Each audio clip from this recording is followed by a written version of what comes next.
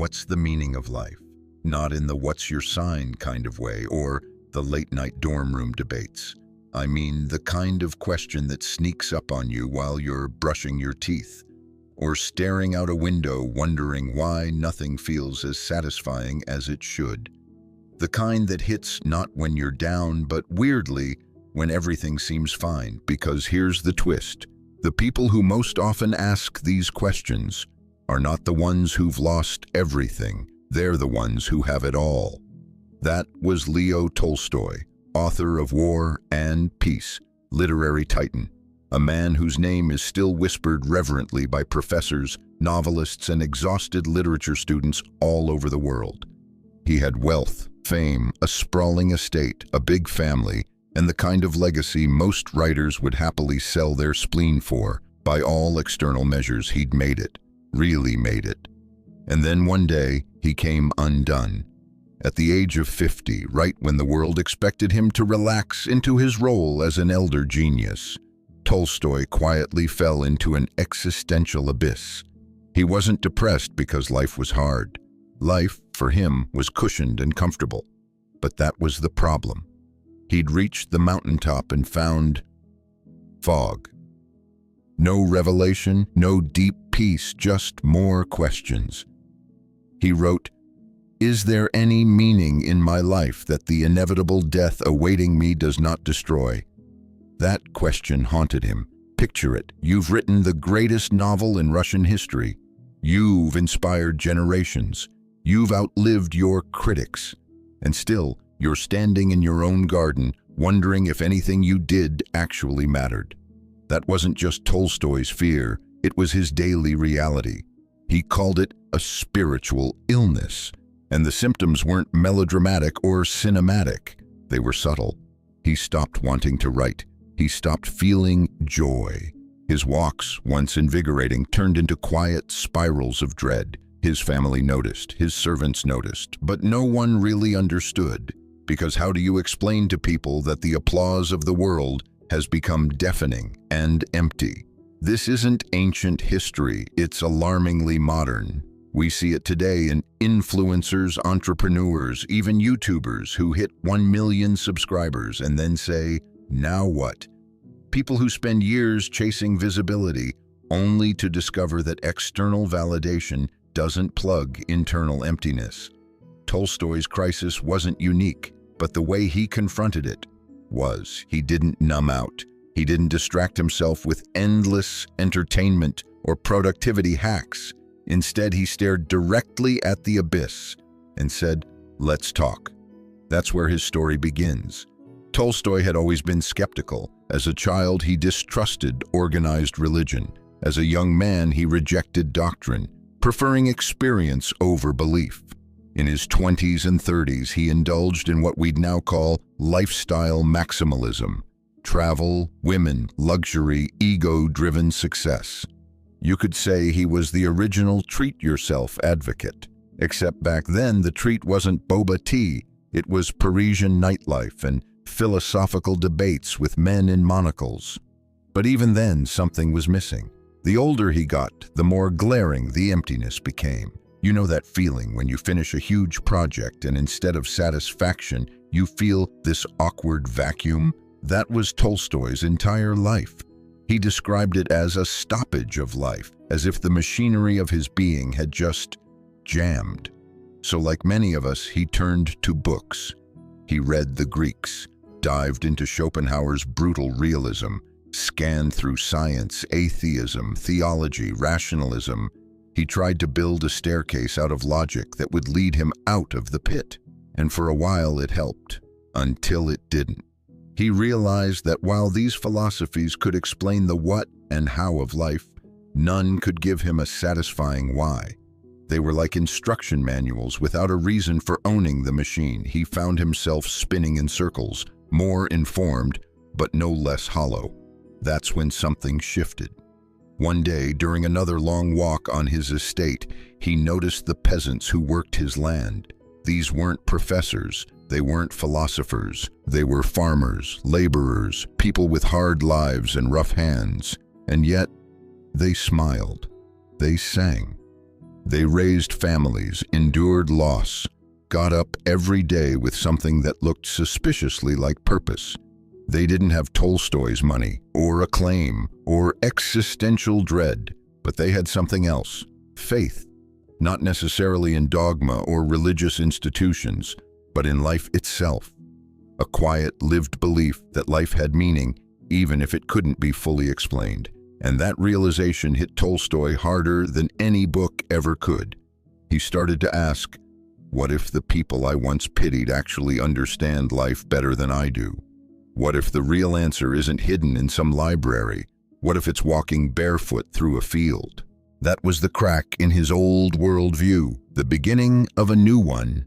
And that was the beginning, not of a conversion, but of a reorientation. Tolstoy didn't suddenly embrace religion in the traditional sense. He didn't check back into church or start quoting scripture. What changed was his way of seeing. He stopped asking, how do I prove life has meaning? And started asking, how do I live as if it does? That tiny shift opened something up in him. He began to write again, but this time his writing wasn't just for glory, it was for understanding, for honesty, for other people who, like him, were quietly wondering whether any of this matters. Tolstoy didn't find an answer, but he found a direction. He moved toward simplicity, toward humility, and toward what we might now call service. And in doing that, he discovered that maybe, just maybe, the meaning of life isn't something you find, it's something you build. Tolstoy didn't arrive at peace overnight. In fact, the more he leaned into this new perspective, the simple peasant wisdom of daily life, the more resistance he faced, both from within and from the outside world. His peers thought he was losing it. The literary circles that once celebrated him now whispered that the great author had gone soft. Critics dismissed his turn toward faith and simplicity as sentimental nonsense. His wife, Sophia, worried about their family's reputation. Some even feared he was heading toward fanaticism, and yet the more he let go of society's expectations, the lighter he felt. He began dressing in peasant clothes, gave up hunting, refused to eat meat. He walked instead of riding in carriages, and eventually he tried to renounce his wealth altogether, offering to give away the rights to all his books. Sophia was furious. The idea of giving away war and peace royalties made about as much sense to her as burning a mansion to keep a candle lit. But Tolstoy wasn't being impulsive. He was trying to live a life that matched what he now believed, that meaning isn't stored in accolades, but expressed in action. This wasn't about rejection, it was about return, a return to truth, to conscience, to the parts of life that didn't need to be praised to be worthwhile. And yet, peace still evaded him. Even though he embraced simplicity, Tolstoy still wrestled with inner conflict. He couldn't fully detach from his mind, his deep craving to analyze, understand, explain. He was still Leo Tolstoy, after all, the thinker, the questioner, and the same mind that wrote Anna Karenina was now fixated on how to live a good life without collapsing under the weight of existence. So he did what he knew best. He wrote, but instead of novels, he began writing spiritual essays, long letters, private reflections. One of his most famous pieces from this era was A Confession, where he laid bare his existential crisis with raw honesty. He didn't pretend to have it all figured out. In fact, the power of his words came from their humility. He wrote, "I felt that what I had been standing on had broken away and that I had nothing left under my feet. I could give no reasonable meaning to any single action or to my whole life." That kind of truth, the kind that doesn't try to inspire, just to express, has a way of resonating. People around the world began reading Tolstoy not just as an author, but as a guide through spiritual chaos. A man who'd been to the peak of worldly success and returned, not with a trophy, but a warning. And for a time, that gave him purpose. But fame is a shadow that never fully lets you go. Even as Tolstoy turned toward humility, his reputation followed him. People turned him into a prophet, a guru, a saintly figure. His estate became a pilgrimage site. Followers camped outside his home. Some wanted answers, some just wanted to be near the man who had dared to ask what they couldn't. This attention disturbed him, because the moment people stop seeing you as a person and start seeing you as a symbol, it becomes harder to be either. Meanwhile, his home life grew more strained. Sophia felt betrayed. She had stood by him through everything, through fame, childbirth, social scrutiny. And now he was giving their fortune away, publishing fiery moral manifestos, and surrounding himself with admirers who didn't understand the cost of it all. Their marriage began to unravel. Tolstoy wanted to shed all worldly attachments. Sophia wanted stability, and in between them stood decades of love, children, and wounds. Their letters during this time read like a slow, spiritual divorce, each trying to be understood, each accusing the other of abandoning the person they used to love. It's one of the most human contradictions of Tolstoy's life, that the man who longed to live by moral clarity found himself tangled in the pain of personal consequence. Because wisdom doesn't exempt you from heartbreak. If anything, it makes you feel it more deeply. Eventually, the tension became unbearable. At the age of 82, after years of conflict and searching, Tolstoy did something no one expected. He left.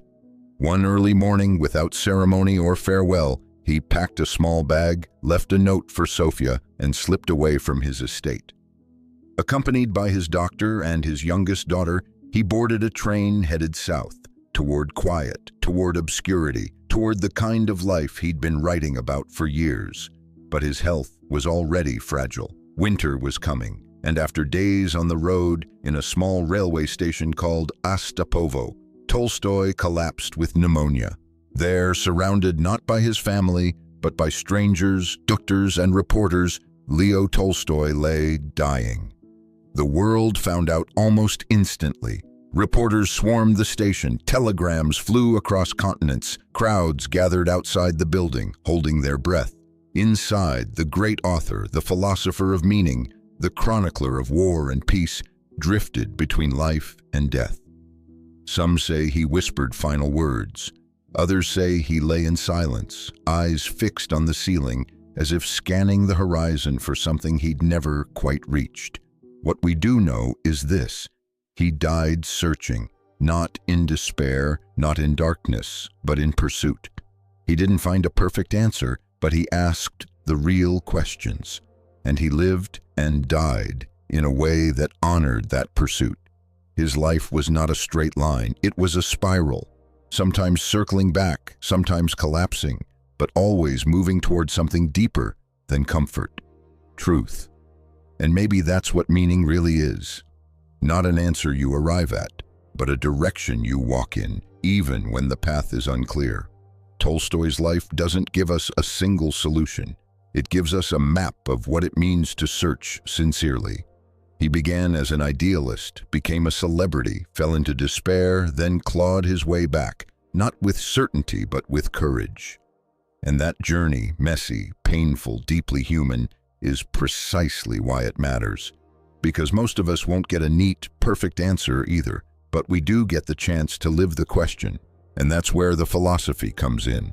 Tolstoy may not have considered himself a Stoic, but the parallels are undeniable. Like the Stoics, he believed that life's meaning can't be outsourced, that external things, money, status, reputation, are unstable, that virtue isn't about appearances, but about alignment, that a good life isn't something you find, it's something you live into. Marcus Aurelius wrote, "You could leave life right now. Let that determine what you do and say and think." Tolstoy lived that. Even in his later years, even as he stumbled, contradicted himself, hurt and was hurt, he tried. He tried to align his life with his values. He tried to serve something beyond ego. He tried to live as if his actions mattered, even if he didn't have all the answers. That's not just admirable, it's instructive. In our world today, it's easy to believe that meaning is something you earn, after the promotion, after the partner, after the followers. But Tolstoy shows us the opposite. Meaning is something you plant, something you water even when it doesn't bloom right away. He taught that meaning is not found at the top of success, but often in the act of surrender, in lowering your defenses, in asking honest questions without expecting neat answers. And that philosophy, that internal discipline of asking, listening, and realigning, that's where Tolstoy and the Stoics quietly shake hands. Stoicism often gets misunderstood as emotional suppression, but in truth, it's about emotional responsibility, about noticing what you can control, your thoughts, your intentions, your actions, and letting go of what you can't. Tolstoy didn't just preach this, he embodied it. He let go of fame, of wealth, of public opinion, not because he wanted to disappear, but because he wanted to feel real. It's easy to play the part of a wise person. It's much harder to live like one when nobody's watching. And maybe that's the true legacy of Tolstoy, not the pages of war and peace, not the philosophical essays, not even the dramatic story of his final days. It's the invisible victories, the quiet course corrections, the late-night doubts followed by early morning attempts to do better. His life wasn't clean or polished. It was rugged, contradictory, and brave, just like yours, just like mine. And here's the most beautiful part. Tolstoy didn't arrive. There was no final speech, no grand enlightenment, no last-minute revelation that tied it all together. Instead, he died like he lived, questioning, searching, and above all, caring. He cared so much about living rightly that he was willing to leave comfort behind, to suffer criticism, to lose friends, to walk away from applause and start over again and again. That's not weakness, that's strength, the quiet kind, the kind most people never recognize until it's gone. His life reminds us that the pursuit of meaning doesn't make you strange, it makes you awake. In a world that constantly tries to numb us, distract us, or sell us another fix, choosing to ask, "Why am I here?" is an act of rebellion. A return to something ancient and profoundly human. Tolstoy wasn't a saint. He was a man who kept trying, and maybe that's the most sacred thing anyone can do. So if you ever find yourself lost, disillusioned, or quietly wondering what the point of all this is, remember Tolstoy. You're not broken, you're just honest, and the people who feel lost are often the ones on the right path. The search for meaning is not a sign of failure, it's a sign of maturity, of stepping out of autopilot and daring to ask deeper questions. In his journals, Tolstoy once wrote, "The only absolute knowledge attainable by man is that life is meaningless." But he didn't stop there. He kept walking, kept searching, and somewhere along the way, he discovered that even in a world without obvious meaning, love, kindness, and moral courage still mattered. That's the paradox he embraced. Meaning might not be handed to you, but you can still live meaningfully. Modern life moves fast.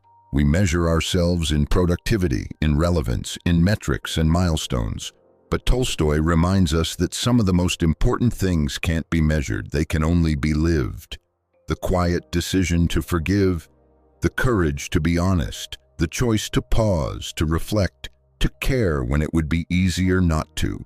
These aren't glamorous, they won't make headlines, but they shape your soul. And they echo across time, even after you're gone. So if you're looking for the meaning of life, start there, in the unremarkable moments, the ordinary days, the small acts of integrity that nobody sees. That's where meaning hides, not on a mountaintop, but in the way you treat others when no one's watching. And here's the twist, you won't always feel it. Some days will be quiet, some will feel pointless, but meaning isn't about feeling inspired all the time. It's about returning to what matters, especially when you don't feel like it. Just like Tolstoy did, again and again, he walked through doubt, through success, through love and conflict, not to arrive at perfection, but to stay in motion. Maybe that's all we're ever asked to do. Keep walking, keep questioning, keep caring, and in doing so, become the kind of person who doesn't just find meaning, but leaves it behind for someone else to find. Remember, meaning isn't found, it's lived. Thoughtful souls tend to subscribe. That's it for now.